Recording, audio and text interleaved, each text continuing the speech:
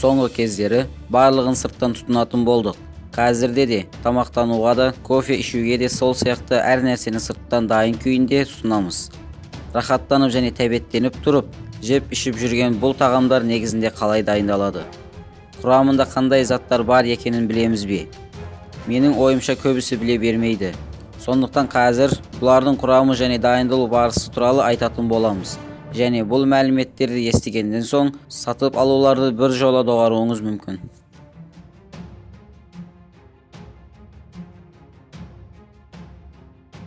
Желибом. Желибомдар бастапқыда 1920 жыл Германияда жасала бастаған.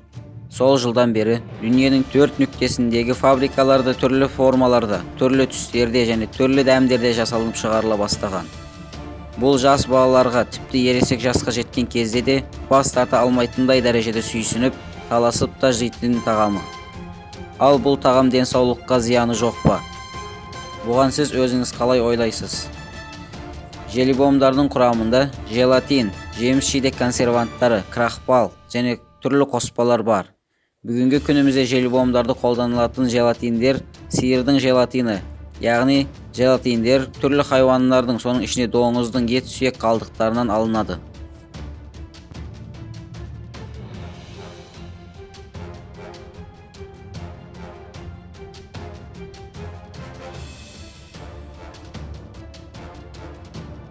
Red Bull Альп тауларының суынан дайындалатын энергетикалық сусын. Құрамындағы қант қызылшасынан алынады. Одан бөлек, құрамында химиялық қоспалардың да бар екендігі белгілі. Бұл жерге дейін барлығы дұрыс. Ал енді ең алаңдатарлық жерін айтайық. Энергетикалық сусынның құрамында өгіздің спермасынан дайындалған түрлі элементтер бар көрінеді. Энергетикалық сусынды дайындайтындардың осы күнге дейін жасырып келген құпияларын дүние жүзіндегі ізденістердің нәтижесіндегі энергетикалық сусын жасайтын фирманың өгіз және бұқалардың спермасынан қолданылатын туралы анықталған. Бұл еліміздегі ең көп тұтынатын энергетикалық сусындардың бірі болып саналады. Ондай сусындардың ішінде Red Bull да бар. Картоптан жасалынатын чипсы. Біз барлығымыздың ойлағанымыздай, картошкадан жасалған чипсилар бірдей пайдалы емес.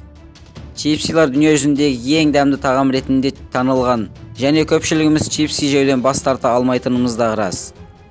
Алайда бұларды сатып алудан алдын бір зер салып қараңыз.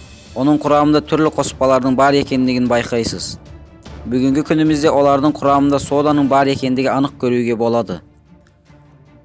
Олар чипсінің ұзақ уақыт бұзылып кетпеу үшін және түсін жоғалтпау үшін әдейі қолданылады. Сондықтан чипсиларды шектен тыс көп тұтынған кезде асқазанымызда түрлі зиян аурулар мен ауруына себеп бола алады. Сондықтан да бұл түрдегі тағамдарды сатып алмастан бұрын бір рет осы мәліметтерді есіңізге алыңыз. Шұжық және сосиска. Күнделікті асымызда, мерекелерде, пикниктерде дастарханымыздағы ең көп тұтынатынымыз рас. Алайда қазір сәл өтпей бұл пікіріңізден қайтуыңыз мүмкін. Өйткені дәл қазір мұның неден дайындалатын туралы айтамыз. Егерде шұжық сосискаларды таза еттен жасалады деп ойласаңыз, қателесесіз. Құрамында түрлі қалдықтар, хайуандардың ішектері бар екендігі жасырын емес. Бұл мұнымен біткен жоқ.